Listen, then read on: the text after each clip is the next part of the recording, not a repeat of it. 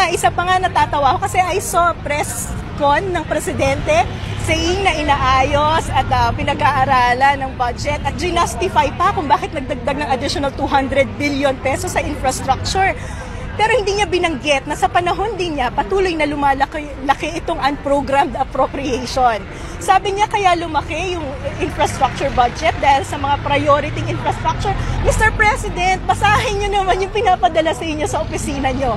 Yung mga priority programs niyo nandun sa unprogrammed appropriation. Isang text away lang yung pinsan niyo to tell him na dapat pinaprioritize yung big infra projects. But for the past 3 years, mula 2023, palaki ng palaki ang program appropriation ng gobyerno. Saan ang prioritization doon, no? Pag tiningnan mo yung DPWH project, ano yung priorities dyan?